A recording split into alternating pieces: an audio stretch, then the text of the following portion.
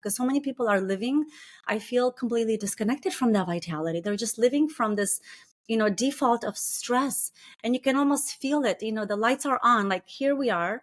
Our lights are on. We are so activated because we're so connected. Where so many people are just, the lights are not on. They're living, and it's like living but not alive. They're existing but not alive. And so for me, it's like my greatest joy to just support the turning on of that light.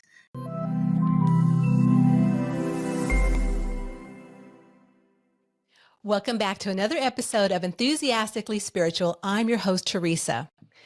Well, this episode is filled with connecting with your heart energies, healing your heart energies, and a dynamic teamwork that's going to be sharing with you some amazing aspects around heart things. So I am so passionate about this because I am a Leo sun and I have a lot of heart things that are constantly going on with me. So without much ado, let me welcome Dr. Madalina Petrescu and Cris Agafi. Thank you so much, Teresa. It's really wonderful to be here. We're super excited. Yes, thank you, Teresa. Oh, welcome, welcome. And the beautiful light is shining in on you both. So this is this is a spirit-led, enthusiastic episode for sure. We're definitely getting blessed today. Yes, exactly. And the light came on just now. So it's like really, really going to be powerful. Oh, I love it. So first, let's start with a little bit about, I'd like you both to share individually, share who you are, your journey to where you are at now, and what do you do in the world to support people? Wonderful. Well, I can start. Please. So I work as a cardiologist, and up until about 10 years ago, I was functioning and operating in the world as a regular, just a cardiologist, had no awareness of consciousness, energy, spirituality, none of that. I was just really on that rat race, kind of like, just trying to survive, trying to make it, doing my best to climb up the ladder of success, cardiology is a very difficult field. There's a lot of emergencies. It's really busy, call burden, life and death situations. And then what happened to me is that the way that I was living my life, it was really like in a state of survival. And so I didn't realize that I was operating from all kinds of patterns and kind of operating in this, unconscious and default way of being. And I used to go running as a way to keep going. And then eventually what ended up happening is I had a crisis. I ended up having severe back pain. I literally could not even walk. So like, it's almost like life brought me to a stop because I was running and I was not pausing and stopping and being, and I was just like a human doing. And then that pain really progressed to like all kinds of pains, all kinds of problems. And it evolved into a existential crisis, not just from a pain crisis, existential crisis. Like, what really am I doing here? Like, I'm healing people's hearts. Am I really doing that? Am I really living on purpose? What's really the all these questions that like where I had never really addressed. And from there, I started my own personal journey back into my heart, because I had realized that I was not living in my heart. I was living from the unconscious. I was living from, psychological programming and totally disconnected from my heart, which is why the crisis happened to really bring me back into the journey of my heart. And that's where it all started. We joined together, and all these, beautiful ways, beautiful journeys that basically brought us back. And through these journeys, we got all kinds of certifications and energy healing and meditation, and really brought me personally back to a deeper calling into my purpose, which is a deeper healing of the human beings that I'm really here to serve, really connected me to my purpose. So I basically, that's really where I'm coming from, is like the deeper healing that people are really needing by reconnecting to their own light, to their own superpower, to their own gifts, to their own purpose, so they can be alive and really living on purpose. And so I do this, we do this in our program called HeartQ, Heart Consciousness, Heart Intelligence.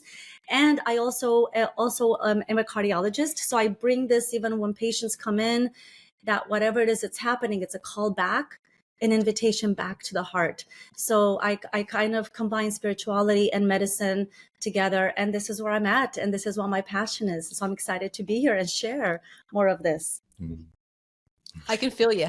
Okay, Cris, you now. You can feel the passion. In my heart. Yeah.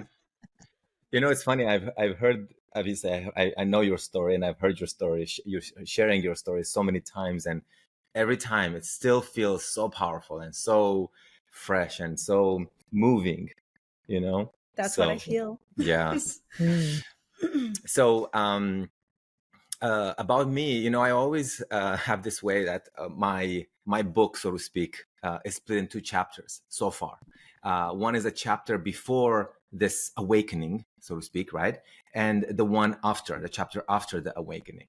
And the chapter before my awakening, in a nutshell, I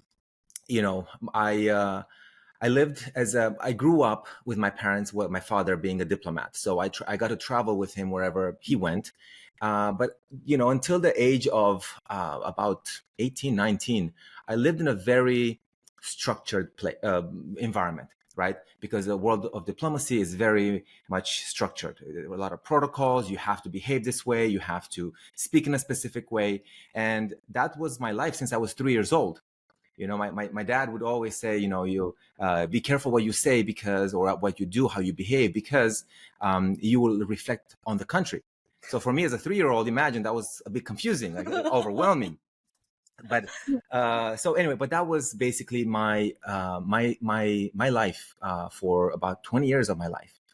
And it was a beautiful life, but it also came with its own, I don't know, dark side, I suppose, which was that I learned to not speak up authentically, not to be authentic, not to be myself, to always think and wonder, how do others want me to show up? And then put on that mask so that I can be accepted and loved. And, so then, of course, we met, and we were in it was a match made in pattern heaven, as I love to say, because we both came with our own patterns at that time.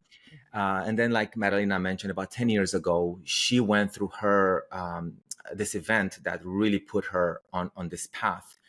And for about a year or so, I thought, okay, life continues, just as it was up until that point.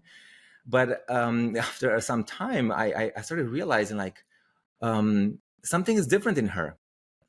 Something is changing in a very positive way. So I started wondering, okay, hey, what are you? I mean, I know what books you're reading. I know kind of like the things you're doing, but the impact is tremendous. So what are you doing? So she let me into her world. She invited me into her world and I got to see a different perspective. And by that time, I was literally living with a conscious woman. And as a man, it's hard. It's challenging to live with a conscious woman if you are not conscious yourself, because, as I like to say, there's no place to hide. And so that was my own awakening. It was her invitation into this world of consciousness, spirituality, and that put me on my own path to where I am today. And where I am today is I'm a co-founder with Madalina of HeartQ. And I do primarily focus on coaching. I coach primarily men, but of course, anyone who needs and who desires a transformation in their life. And this is what we're doing today.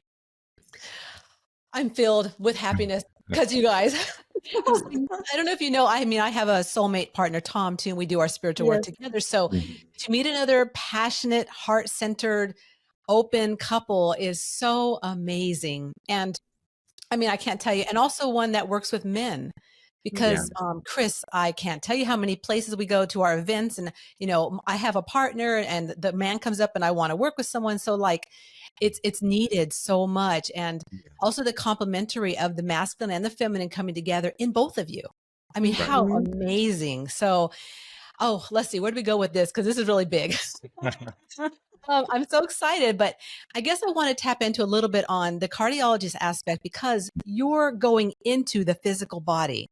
And then the energy as you're opening the physical body is so huge, right? The aura, the energy field, and then tapping into them energetically as to how to heal on all levels. How have you found to work with that? Because I'm assuming as a team, you can do it beautifully together, but that's really unique as far as going into the body and then outward with the energy. I'd love Mhm. a little bit of insights on that. Yes, it's actually really, for me, it's an amazing experience because, having been in both worlds, cardiology, I've been in this profession for like 25 years. And, I have all these specialties, so like medicine, and then having been in the spiritual realm in so many ways in like 10 years. So then for me, it's like just part of who I am. So when I go and I see patients, I kind of like use a heart brain technique, like a coherence technique. So then I tune into the people's energy. So when I walk in, I just let my heart guide me. I can feel. So the way the way things happen is that there's a physical, and that physical thing, whatever it is in some way the heart inviting that person back to themselves. It's some way of like, it's a calling back to themselves. It's a calling back to their heart. And then the heart is sending a message. And there's actually really incredible energetic and physical alignment that can happen. For instance, when I see someone that just for instance, just recently I saw a patient and she was having severe chest pain, and everything was consistent with a possible heart attack. So she went in, and there were changes that had a possible heart attack, a possible blockage, but the blockage was not significant, but she was still having chest pain. So then I was feeling into her. I was like, well, what's going on that's blocking circulation, which is a circulation of love back into you? What's going on that could be in some way or another where you are now receiving the aliveness of love? So then I feel into people based on where they're at energetically and what they're ready. I meet them at their level.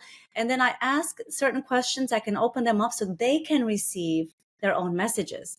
And like this particular patient, for instance, she broke down realizing, wow, I have denied my heart. I have denied myself. I've been there for everyone and done everything and gone out and left my heart, left myself, just trying to be there to please everyone.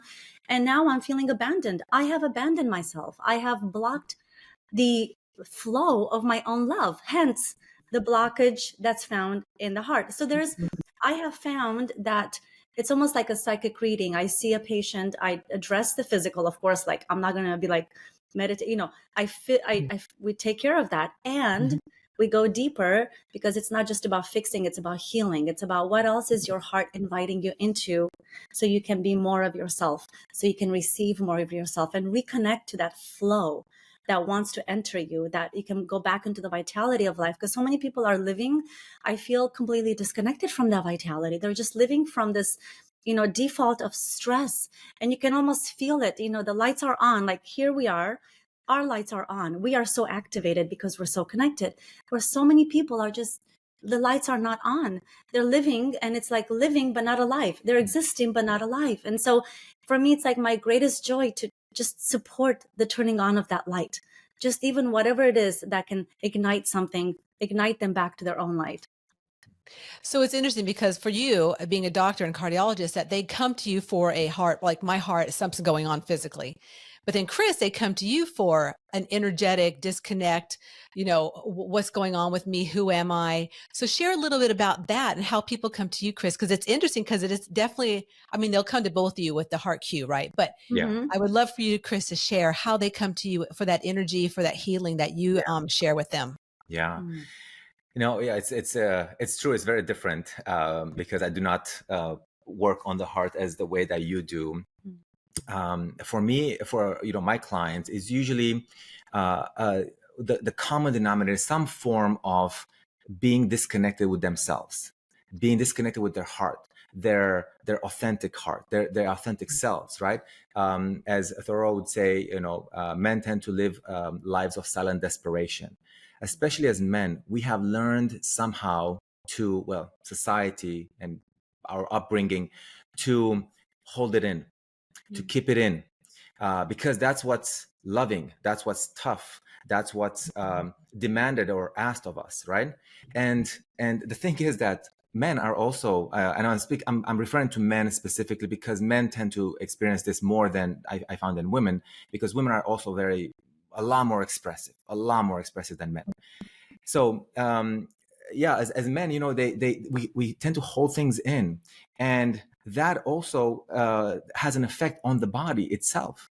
right? And that's how, you get some of your patients that come with these symptoms, but it all starts from their way of living life, right? So when I coach someone, I take them through, I guess like a 3-step process. Like, it's very intuitive. I have to feel into the person that I'm working with, because every person is different. Everyone has their own story, and everyone got to where they are in their own way. But everyone has the same journey back into their heart to some extent, in the sense that, first of all, we need to bring that awareness. Like, okay, who have you been conditioned to be, but you're not, right? So we unpack that. We go into the patterns and all the experiences that brought you to where you are today. Then the second stage would be, okay, now that you know who you're not, okay, you know the conditioned side that the self of you that you're not. Now let's discover, who are you really? Like, who are you at the core, at the essence, right? What are your core values? What is your top core value, the one that drives everything in your life, right?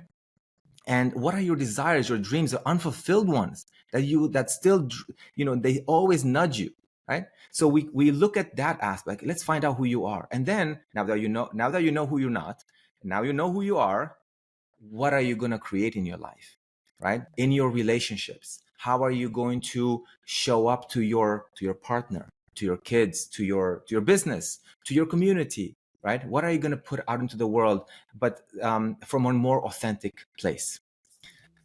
So that's my work Beautiful. with men.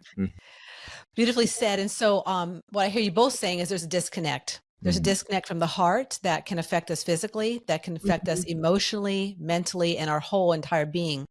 So what do you believe is the number one cause that disconnects us from our heart? Either one can, Yeah. Yeah. So I feel like in my experience, it's that when we show up into this world, as children, we are the most connected. We are showing up totally authentic, expressive, limitless, magic, feeling all of ourselves, completely authentic. And then at some level, depending on each person, stuff happens that makes us believe that it's not safe to be yourself. Something happens, some experience happens. And that's when there's this shift from the heart to the brain to be safe. And, there's a shift of like, well, I'm going to do what's safe. I'm going to put on this mask because then my caregiver, mom, dad, whatever, society is then going to love me. So instead of, there's a shift of that happens in early childhood from I'm going to be all of me and express all of who I am to the world. It's an expression of love. And there's a shift to there's an illusion of the absence of love. So then let me do all of these things so then I can get that love. So there's an exchange of authenticity for the desire to be loved, to be approved, to feel enough, to be worthy, but this is where the shift happens, because up here we'll never feel it. No matter like the ego, it's like the endless seeking and striving, but you never get there. It's an illusion. You think you get there, but you never get there, so that's when I think that this is something that happens in all humanity, depending on the upbringing. Some people it happens earlier, depending on who starts planting that seed. I think this is something that happens unless you're born in some different planet or the woods by raised by like heart-centered beings. This is what happens, and nobody's fault. It's not like there's any blame here, because it's just transferred from the generational lineage. So whoever, at some point there's an awakening. There's like, oh, what? Like, oh wait, this is not real. I thought I was living in a reality, but this is actually not real. This is a false matrix. Oh wait, the aliveness is right here in this being, in this presence, in the heart, in the energy where the connection is available to all of us. And so the awakening happens for however way it happens for any person. And that's when the path starts. And that's when we all start reconnecting to, our purpose, our vitality, who we really are. And in our heart is where we experience who we are. In our heart is where we're connected energetically. We are not form, we are energy. And so this is the way that I see it, and how that disconnection happened. I feel it's the plague. I think if you were to trace back even all the diseases and all the problems and all the conditions of depression, anxiety, obesity, like all of it, if you were to trace it back all the way, it's really this separation from the heart needing for safety and operating from that disconnection. And then the alignment then happens, and that's a journey. And it's not like you're now there forever. It's not like now we're living from our heart all the time. To us, we call it returning to the heart. It's like every opportunity is like, oh, okay, I've left myself. Oh, there, okay, I'm returning. Now I return to my heart. So it's like the journey of how can I return back to the heart? And there's endless way to do that. Yeah. That's my take. That's my Yeah, feel no, on that. it's so true, because a lot of times, we always say to, we try to get to people, to get people to live from a heart-centered life, right? To live from their heart. This is where the true transformation happens. And a lot of times people are like, how can I do that? I mean, it's easy for you guys because, you're HeartQ coaches and this is what you guys do all the time. But, I can't live in my heart all the time. And we always remind people, it's not about living in your heart all the time or coming from your heart all the time. It's about always returning. Mm-hmm. It's what we call heart resilience, right? It's coming back when you feel like, oh, whoops, I fell off the wagon, so to speak, right? It's okay. No problem. No judgment, just compassion. Get back on. Come back to yourself, And the truth is that it's not, we are swimming against the current of not just decades, like you were saying, the caretakers and all that. We're swimming against the current, not just of decades of our own conditioning in this lifetime, but generational, Even because lifetimes, Mm-hmm. right? Because we are driven by this two evolutionary questions. One of them is always, am I safe? Right? It's unconscious question we're always asking ourselves, am I safe? And if we're not aware of this question, we're going to behave in a way that is not in the best way for our own authenticity, but at least it answers that question. Yes, I'm safe. If I say yes to everyone, I'll be safe, right? I'll be okay. The second one is, do I belong? Am I safe and do I belong? Because of course, if I belong to a social group, I belong, I'm loved by my family, by my coworkers, by my community, then I'm safe, right? So it goes back generations. And we always say awakening may happen in a moment. Something happens and you get the awakening, but the deconditioning process is a lifetime process. Yeah. It's that onion thing, right? Yes. Yes. Like, okay, you could take off this layer, but oh dang, below us is another 20 layers. And like you said, I totally agree with it's the family, it's the generations, it's the lifetimes, it's, I mean, it goes on and on and on. So we've obviously come through a really large shift right now from the 2020 on. And there's been a lot of things that people have had to experience and go through. So I want to ask a couple of questions around this. First question I want to ask is, as people coming to you and clients working with you, have you noticed that more people are shifting from their heart or trying to access that because I mean, there's a lot of right now anxiety. We see a lot of, people really acting out in all kinds of ways.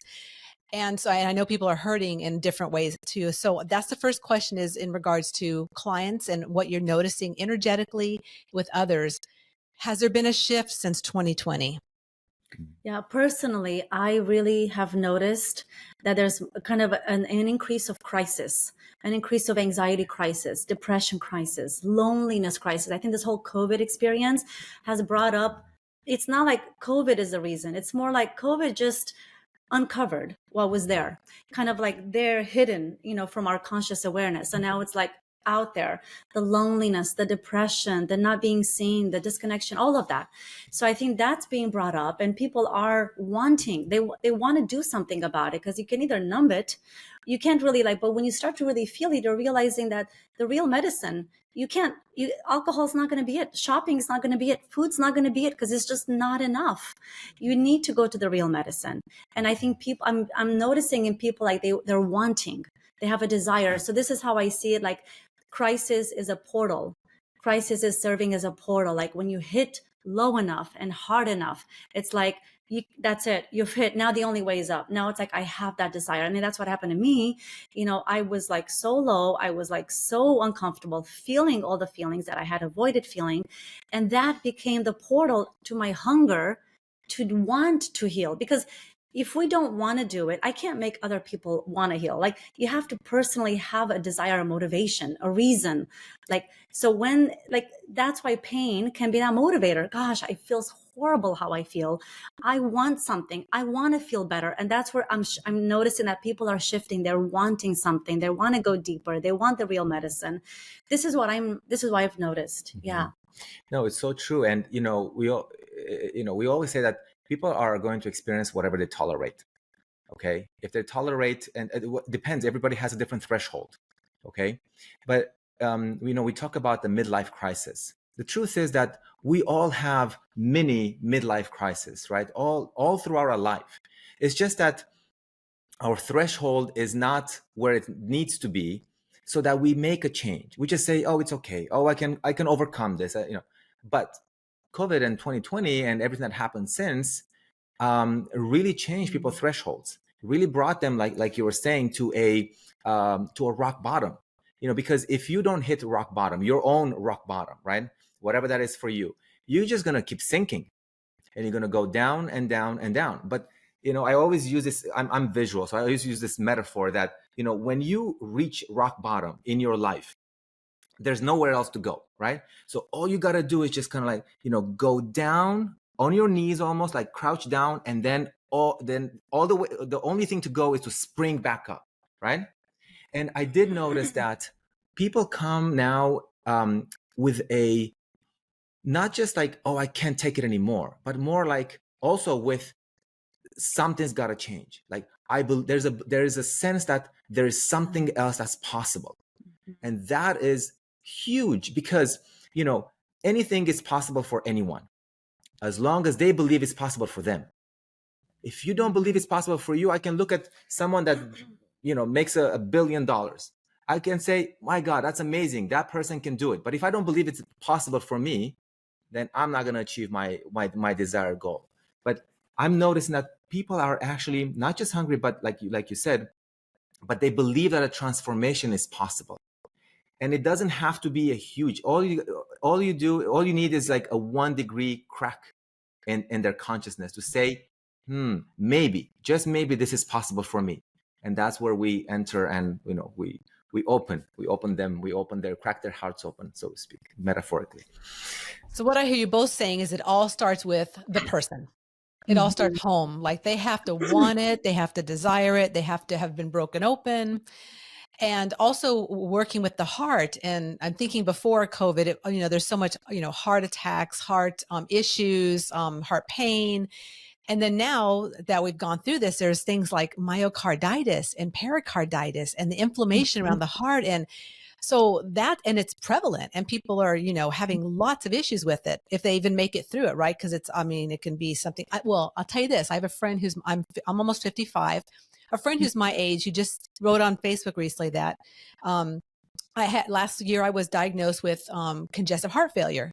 I'm like, what? Are you kidding me? Like, that's something, when I think of congestive heart failure, I think of like my grandmother who's 89, 95. It's like the last part of like your heart's just given out and it's filled up and whatever, right? So, and I don't know, obviously, the medical terms, I'm just saying filled up and stuff, but, and filled up with fluids. But so what have you guys noticed with this coming up, with myocarditis and pericarditis so prevalent? Physically as well as energetically? What is that? Have you tuned into, or have you noticed what's going on in this essence right now in the energy? Yeah, I feel that especially recently with COVID too, again, whatever has been hiding is now being brought open. Because that's why when things don't feel good, nobody wants to feel it, because it's like, oh, it doesn't feel good. So it's just so much better to put a lid on it and just keep going, take some medication and not feel it and have a little alcohol. So like now this basically, COVID, collective humanity, COVID raised that lid up. And it's like, sorry guys, humanity, you gotta feel this. You gotta do it. You can't you can't transform. You can't get into what you want to feel without feeling that pain, without seeing what's there and becoming aware. So here's the thing. When it comes to myocarditis is an inflammation of the heart muscle. And pericarditis is inflammation around the heart. Okay. So the bottom line is it is all caused by inflammation. Inflammation is a state of stress. I think what it's happening, it's a reflection of the heart of humanity. It's reflecting that there is a state of stress that people are living in that's become normalized. The elder ancestors, you have a bear, you get your stress hormones up and you take care of it and you go back to normal. But here we have this chronic stress. There's mental stress, all the thoughts we're having that are hurting us, the emotional stress, our emotional reactivity when we're just reacting and reacting, physical stress, the way that we're not loving our body, and all the unhealthy habits. All of that is creating a chronic state of stress. And this is what's happening. There's a condition called stress cardiomyopathy. It can happen in any age. So there's enough stress going on. It can be from a phone call. It can be from some fight with your spouse. It can be from I fell on the floor. And that can create so much stress that it actually stops the functioning of the heart muscle, and heart muscle, which is a muscle, doesn't work anymore. I mean, it's basically, in a way, our heart is asking us, you gotta stop hurting me. You gotta stop the inflammation. And the inflammation is coming from living from this default of stress. And so to me, it's like the invitation, you gotta live back into your heart, come back into love. Because at the end of the day, the reason people are living in stress is the illusion of lack of love. And they're doing all these things because of illusion of, I am not loved as I am. I am not worthy as I am. So I'm going to do all these things, go above and beyond to get that from whatever, and so people are not living in this alignment. So the medicine is love. The medicine is meet everything with love. Meet yourself as you are with love. Reconnect to the truth and start, like Cris was saying, uncover all of the things, discover who you are, and now create your life based on that alignment. That's what I'm seeing and feeling energetically and physically. Yeah. You want to share anything on that, Cris? So I don't deal directly like Madalina does, with her patients. But what I'm noticing that there is definitely a correlation. Also, just hearing her come home and say, "Oh, this patient had this heart condition," and then she has her way of exploring, going deeper into the patient's life and asking, probing those questions. And there's always a correlation between the condition of the heart and their life, right? So the way that I'm experiencing that more energetically is that clients that come, it's almost like their life is in a state of inflammation, right? They get to this place of, I can't take it anymore. Something's got to give, because otherwise it's going to explode or implode, right? And it's that sense because this is the way that they experience it. And this is also what they're going to keep creating, because this is the lens through which they view things. So for me, it's more tuning into that and seeing where is that state of inflammation in your life, right? And what is your responsibility where you can step into your own life and start relieving some of that. Because we always say this, even in a medical, I shouldn't say my medical conditions, but in your life, it's not a medicine that you take to make your life better. It's not a pill, it's not alcohol, it's not drugs, it's not any of that. You are the medicine.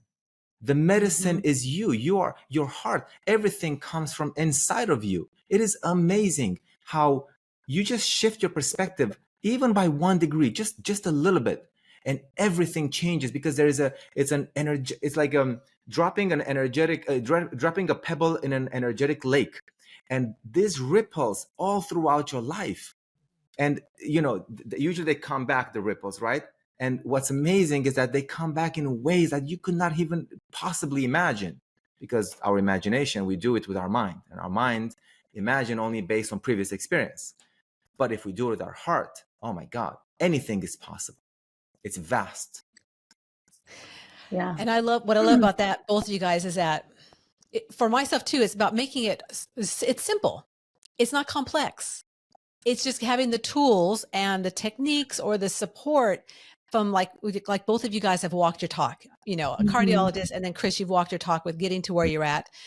And so understanding how to work with the not complex aspects of really tuning into your heart. So I want to talk about some of the things you guys offer, because I'll tell you, I just did one of your meditations. You have a beautiful playlist of meditations. Mm-hmm. And I did the one on gratitude, and I have chills. I'm telling you this, and that means my guidance, like, yeah. Mm-hmm. It was so lovely, and I was so calming. So I want you to share, please, with the listeners and the viewers, what beautiful tools you have and ways they can connect with you on how they can work with you. Mm-hmm. So beautiful. I mean, I'm going to just jump in real quick. Please. I really love what you said, which is so true, that, you are the medicine. It's, like, so basically all the tools, we're not making it about here. These are the tools that's your medicine. No, these tools are helping you to feel that you are the medicine.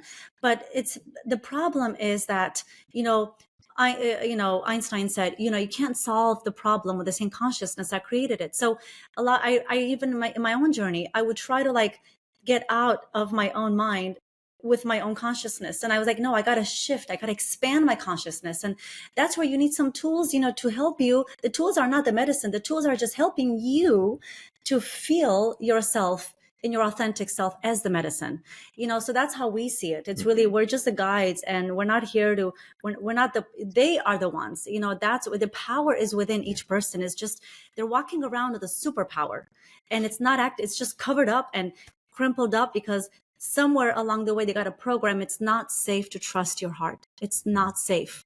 And there's this inherent distress. So it's about kind of opening that up. So in heartq.com, we have we have this beautiful playlist of all kinds of meditations based on what people are needing. Is it stress? Is it what's the calling of your heart? Just different based on the needs. We have, I call it, there's no one way to get to the heart or to get to yourself. There's infinite ways. And so we have something called 8 portals into the heart, 8 for the infinite. It's just 8 out of the infinite possibilities, so we offer people, okay, let's try different things. Everybody's different.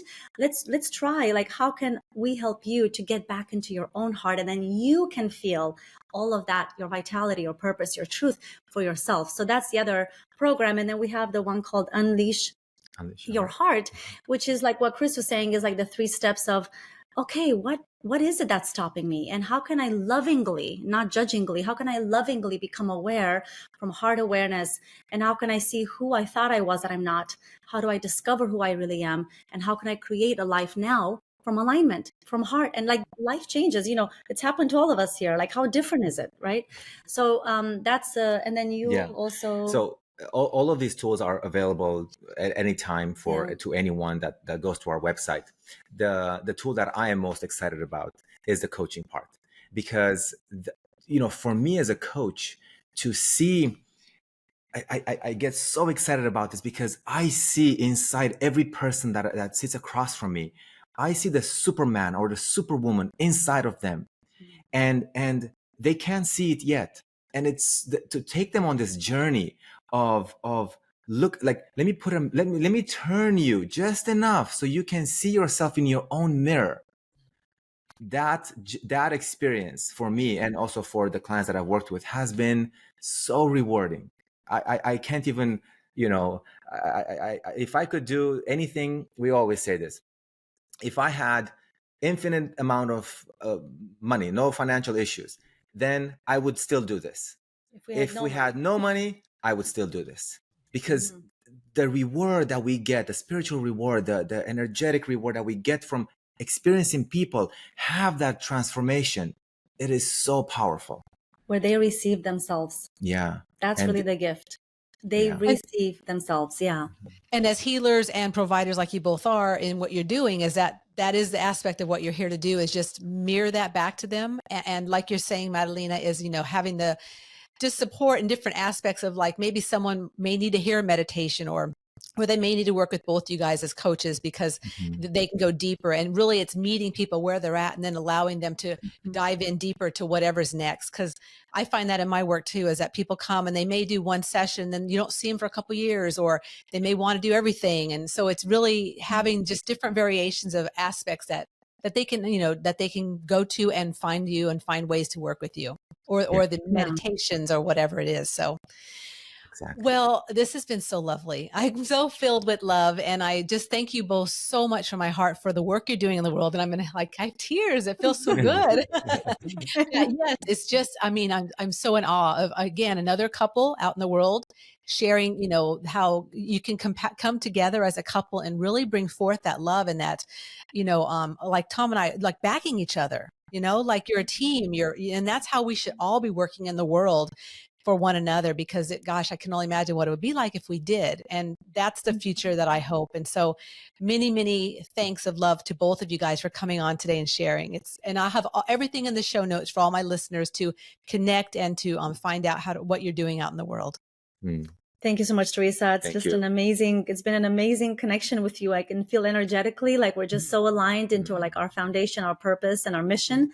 I can feel that. And it's just been a pleasure, a delight being here with you. Wherever you're at in the world, listeners, I hope that you loved that episode. And I hope that you felt it in your heart, because having Dr. Madalina Petrescu and Cris Agafi on today was divine. I absolutely loved it. So a huge thanks to both of them for sharing their amazing energy, what they're doing in the world, for assisting people on really finding and really unleashing that heart energy and their divinity within them. So thank you so much for both of you for coming on today. If you've not subscribed to this podcast, please make sure that you do. I would love if you would leave a comment how you like this episode or another episode you've listened to. Please feel free to share this with your friends and family. If you'd like to leave me a message or have a question for me, please also go to the show note. You can go to Pod Inbox, where you can leave that for me there, and I'll be happy to get back with you. And otherwise, until next week, please remember that life is too short to not be enthusiastic about your unique journey.